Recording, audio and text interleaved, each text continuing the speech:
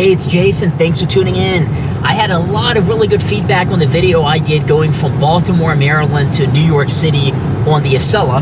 And a lot of people said, hey, this just kind of put me at ease. I've never did it. So I'm going to go ahead and show you coming off of I-83 into Baltimore City, getting to Penn Station, getting on the train, and ultimately going all the way to New York City via the Amtrak Acela. Now, I will say I traveled this route frequently. This is June of 2023, so you'll get to see how the train station looks. Penn Station in Baltimore is under a bit of renovation, so if you saw my other video, you know, it's a little bit outdated at this point. Things change after a year or two at these train stations. So I'm not going to do a ton of talking.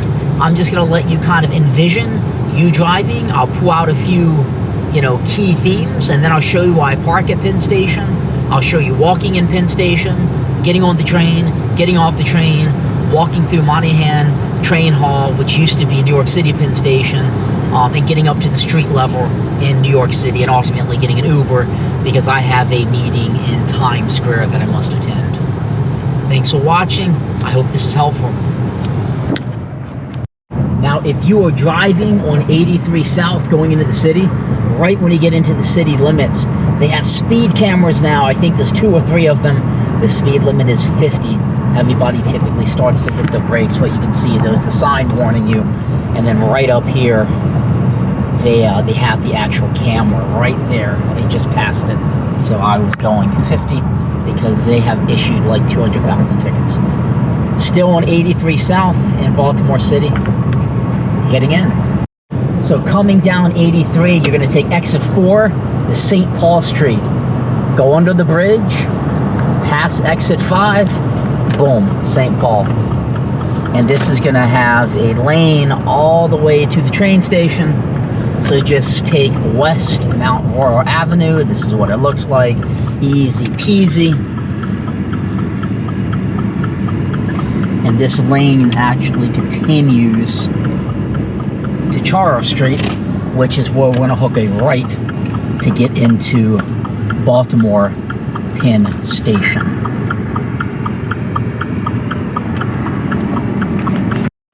So I'm going to turn right on Charles Street,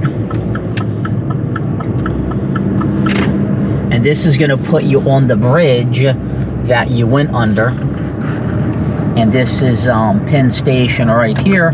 So it's literally like 40 seconds off of I-83 to get you to Penn Station. Now you see all that scaffolding.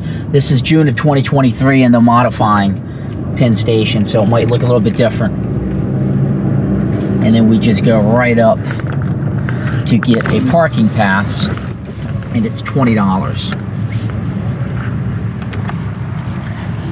Yeah, man. Old man came through one day. And mine, I seen him. Yeah, I seen him though. Before he even came through it, and I was like this. So I have the pass, as you saw. My suggestion when you get parking is to pay before you leave, because sometimes those machines are broken when you leave. Round about the garage here, and this is like parking underneath of Penn Station. I am here for a business meeting, so I'm leaving during the day, and it's 12 p.m., so it's a lot more crowded in this garage because everybody went up for the morning. I'm gonna go ahead and go left and then find me a spot. I usually always park towards this area and then walk on over. I'm gonna cut the camera off for a moment. Okay, so I'm all parked down here. I am on the lower level of the parking garage, 1D, but you can see there's just plenty of parking in this garage. It's pretty empty all the way over here as well. Now you have a few options, and it's very noisy here because that's 83. When you park, you could go up those steps, walk up where we got the parking ticket and go over the street, or go this way and it puts you out right at Penn Station. I'm gonna go this way just because I don't want to deal with any traffic up there, and away I'll go up the elevator or the steps. All right, so you're just gonna want to walk on over from where you park, I'm going up this way, which has elevators, but also steps.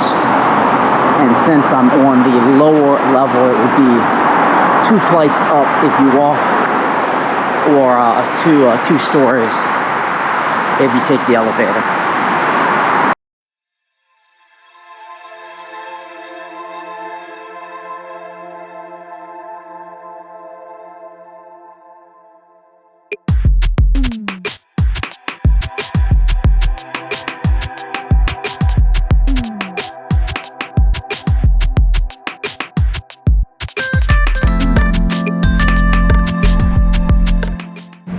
When you come back, I always recommend you pay for your parking at the machine first, just in case something at the gate is bad. Put your ticket and validate it and go to the gate.